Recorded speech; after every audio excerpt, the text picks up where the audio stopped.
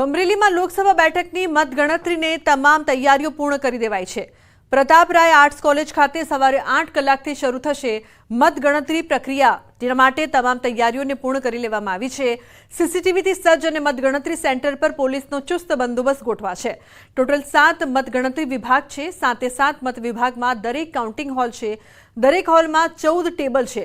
આ ઉપરાંત દરેક હોલમાં પોસ્ટલ બેલેટ માટે અલગથી ખંડ ઊભો કરવામાં આવ્યો છે। मतगणतरी सहितनी कामगीरी माटे 350 जेटलो स्टाफ छे। टोटल 7 मत विभाग है अमरेली में। 7 मत विभाग में अलग काउंटिंग हॉल है। दरेक काउंटिंग हॉल में 14 टेबल्स है।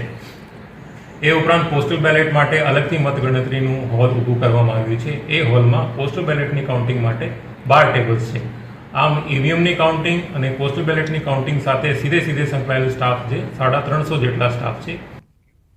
तो पोरबंदर में मतगणतरी माटेनी तैयारीओ पूर्ण थई गई है। आवतीकाले पोरबंदरना पॉलिटेक्निक कॉलेज खाते मतगणतरी करवामां आवशे। 3 ऑब्जर्वरनी उपस्थितिमां कॉलेजना 4 ब्लॉकमां मतगणतरी योजाशे। लोकसभा मतविस्तारमां समाविष्ट दरेक विधानसभाना 14 काउंटिंग टेबल उपर अलग अलग राउंड में मतगणतरी थशे। पोस्टल बेलेटनी गणतरी माटे पण विशेष व्यवस्थाओ कराई छे। आ सिवाय 3 लेयर सिक्योरिटी बंदोबस्तनी साथे ज 7 डीवायएसपी, 11 पीआई, 47 पीएसआई, 390 एएसआई सहितना अधिकारीओ फरज पर तैनात रहेशे। हीटवेवना कारणे तबीबी टीम अने पूरता प्रमाणमां दवाओ पण उपलब्ध कराई छे।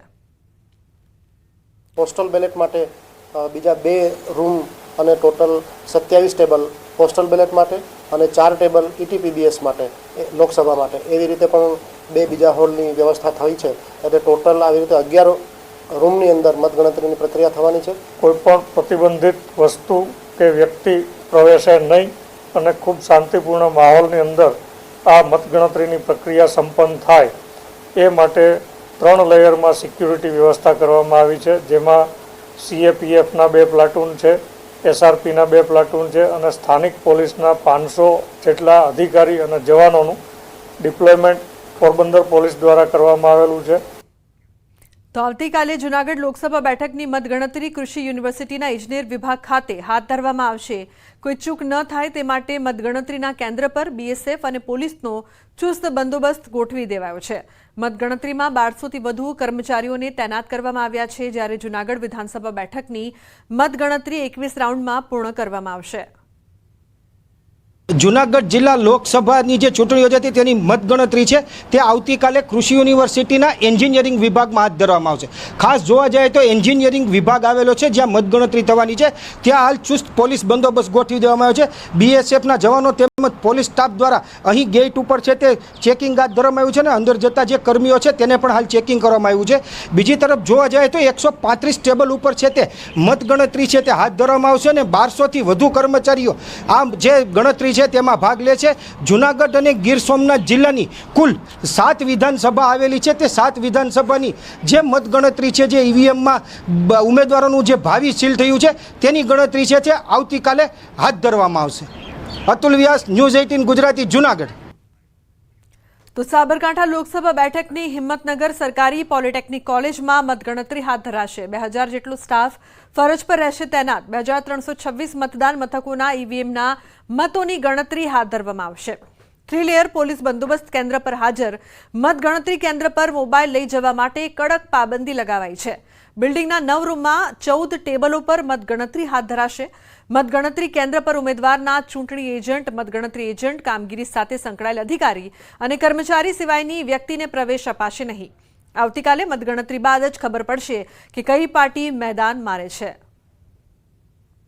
लोकसभानी तीजा तबक्कानुं मतदान थयुं हतुं। त्यारबाद 63% जेटલું मतदान થયું હતું અને આવતીકાલે હિંમતનગર ગવર્મેન્ટ પોલિટેકનિક કોલેજ છે ત્યાં મતગણતરી હાથ ધરવામાં આવશે। ખાસ કરીને વિવિધ પ્રકારના જે લેયરો છે અહીંયા લગાવી દેવામાં આવ્યા છે અને કોઈ અન્ય વ્યક્તિને અંદર પ્રવેશ આપવા માટે મનાઈ ફરવામાં આવી છે। તો આ ઉપરાંત જે પોલિટેકનિક કોલેજ છે તો પોલિટેકનિક કોલેજના જે રોડ છે બંને સાઈડ 100 મીટરની ત્રિજ્યા લગાવવામાં આવી છે। ત્યાંથી કોઈ પણ વ્યક્તિએ પ્રવેશ માટે આ ઉપરાંત જે ગવર્મેન્ટ પોલિટેકનિક કોલેજ છે તમામ પોલીસ છાવણીમાં ફેરવાઈ ગયું છે અને ચુસ્ત બંદોબસ્ત પણ પોલીસ અહીંયા ગોઠવી દેવામાં આવ્યો છે। એટલે કે કહી શકાય કે જે વિધાનસભા વાઇઝ જે રાઉન્ડ ગોઠવવામાં આવ્યા છે ને એ વિધાનસભા વાઇઝ મતગણતરી હાથ ધરવામાં આવશે। અને જો આવતીકાલે ખબર પડશે કે જે મતગણતરી બાદ ભાજપ મેદાન મારશે કે કોંગ્રેસ। ઈશાન પરમાર, ન્યૂઝ 18 ગુજરાતી, સાબરકાંઠા. તો અંબાજીના યાત્રિકો માટે મોટા સમાચાર. યાત્રિકોના સ્વાસ્થ્યને ધ્યાનમાં લઈ કોઈ તકલીફ ન થાય તે માટે અંબાજી મંદિર દેવસ્થાન ટ્રસ્ટ દ્વારા ગબ્બરમાં જ તમામ મેડિસિન સાથે ડોક્ટરની સુવિધા શરૂ કરાઈ છે. એટલું જ નહીં, ગબ્બર આસપાસના પહાડી વિસ્તારમાં જો કોઈ અકસ્માત સર્જાય તો તાત્કાલિક સારવાર મળી રહે તે હેતુસર પ્રાથમિક સારવાર કેન્દ્રની શરૂઆત પણ કરવામાં આવી છે. ગબ્બર ચડવા માટે 900થી વધુ પગથિયાં ચડવા પડે છે, ત્યારે ગબ્બર પરિક્રમા 2 થી 2.5 કિલોમીટર લાંબી છે. તેમાં પણ 2000 પગથિયાં જેટલું ફરવું પડે છે. તેવામાં કોઈ યાત્રીઓના સ્વાસ્થ્યને ધ્યાનમાં રાખીને આરોગ્ય સુવિધાઓ શરૂ કરાઈ છે.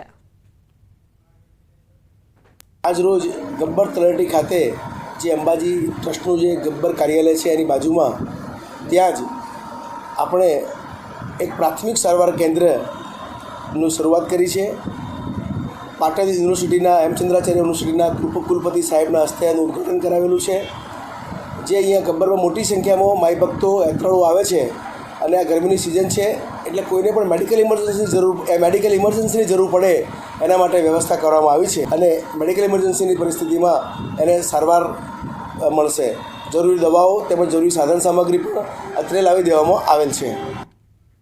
ક્યારેક બાળકો કે વ્યક્તિ કંઈક અટકચાળા કે હરકત કરે તો કપિરાજને ટાંકી વાંદરા વેડા ના કરો એમ કહેતા હોય છે, પરંતુ ક્યારેક આ જ કપિરાજ પાણીનો દુરુપયોગ કરી વેડફાટ કરતા માનવીને પણ પ્રેરણા આપી જાય છે.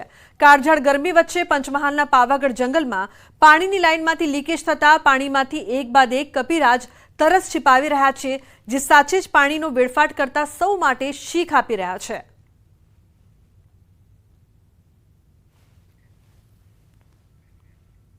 તો નવસારીમાં પુત્રની હત્યા કરનાર હત્યારો પિતા ઝડપાયો છે. ટ્રાફિક ભવનમાં કરી હતી પુત્રની હત્યા. પોતાના વતન જઈને આત્મહત્યાની ફિરાકમાં હતો હત્યારો. નવસારી એલસીબી પોલીસે મહીસાગરના વેરણિયા 4 રસ્તા પાસેથી આરોપીને પકડી પાડ્યો છે. પુત્ર વંશની હત્યા કરી હત્યારો સંજય પોતાના ગામ નજીક આત્મહત્યા કરવા માંગતો હતો. પોલીસે આરોપી સંજય બારિયાની ધરપકડ કરતા તેની પાસેથી સુસાઇડ નોટ પણ મળી આવી. પોલીસે આરોપી સંજયને કોર્ટમાં રજૂ કરવાની તજવીજ હાથ ધરી છે. તો ખેડાના લિંબાસીમાં પોલીસ પર ગાડી ચડાવીને હત્યાનો પ્રયાસ કરનાર મુખ્ય આરોપી મફો ભરવાડ ઝડપાયો છે. પોલીસે મફા ભરવાડની અટકાયત કરીને વધુ તપાસ હાથ ધરી છે. મફા ભરવાડે 3 દિવસ પહેલા પોલીસ પર ગાડી ચડાવીને ફરાર થઈ ગયો હતો. સમગ્ર મામલે લિંબાસી પોલીસ સ્ટેશનમાં 2 અલગ અલગ ગુના દાખલ કરવામાં આવ્યા હતા. પોલીસની ટીમ દ્વારા મફા ભરવાડની શોધખોળ કરવામાં આવી હતી, જેમાં મફા ભરવાડ ઝડપાયો છે.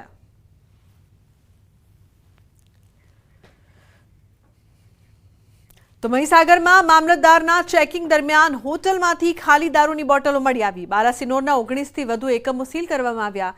બાલાસિનોરની મયુર હોટલમાં તપાસ કરતા ખાલી દારૂની બોટલો ઝડપાઈ. હોટલમાં ફાયર સેફટી સહિત ખામી જણાતા તાત્કાલિક તેને સીલ કરવામાં આવી છે.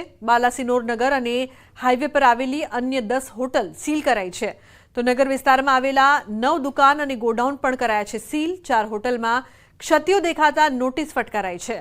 બાલાસિનોર મામલતદાર દ્વારા તપાસ કરતા નગરમાં પરવાનગી વગર ચાલતા ધંધાદારીઓમાં ફફડાટ. હોટલમાંથી 26 જેટલા વિવિધ કંપનીઓના રાંધણ ગેસ પણ ઝડપાયા છે. તાલુકામાં આવેલ ગોડાઉનો, હોટલો વગેરેની તપાસણી કરવામાં આવેલ હતી, જેમાંથી આપણે અમદાવાદ ઇન્દોર વચ્ચે આવેલ 10 જેટલી હોટલોને એને પરમિશન તથા ફાયર સેફટી વગેરે ક્ષતિઓ જણાતા 10 જેટલી હોટલ સીલ કરવામાં આવેલ છે. તેમજ દુકાન, ગોડાઉન વગેરેની ક્ષતિઓ જણાતા 9 સંસ્થાઓને સીલ કરવામાં આવેલ છે.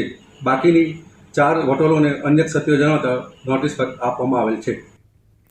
સમાચારમાં આગળ વાત વડોદરામાં ખોટા દસ્તાવેજ બનાવીને અશાંત ધારા વિસ્તારમાં ઘર ખરીદવાનો મામલો સામે આવ્યો.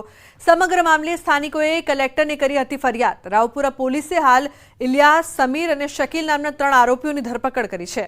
3 પૈકી એક આરોપી દેશ છોડી ફરાર થવાની ફિરાકમાં હતો. લુકઆઉટ નોટિસ દ્વારા પોલીસે મુંબઈથી એક આરોપીની ધરપકડ કરી છે. તો કોર્ટ દ્વારા પણ ઘરના દસ્તાવેજો ખોટા ઠેરવવામાં આવ્યા હતા. આ લુકઆઉટ નોટિસ જ્યારે ઇમિગ્રેશન ડિપાર્ટમેન્ટને મળ્યું તો આ ઇલિયાસ શેખ સાઉદી અરેબિયાના જેદાર શહેરમાં ભાગી જવાના હતા. તો ઇમિગ્રેશન ડિપાર્ટમેન્ટ જે અમારા લુકઆઉટ નોટિસ છે આ આધારે એમની એક મુંબઈમાં કાયદેસર અટકાયત કરી હતી અને અમારી ટીમ ત્યાંથી રવાના થઈને એમનો ઇલિયાસનો કબજે મળેલો હતો. ઇલિયાસને વધુ પૂછપરછ કરતાં એ જુનેદ અને શકીલ અને સમીરનું નામ ખોલેલું છે. આ અંગે અમે વધુ પુરાવા ભેગા કરતા અત્યારે શકીલ જુનેદની અટકાયત કરવામાં આવેલી છે અને સમીરની શોધખોળ ચાલુ છે.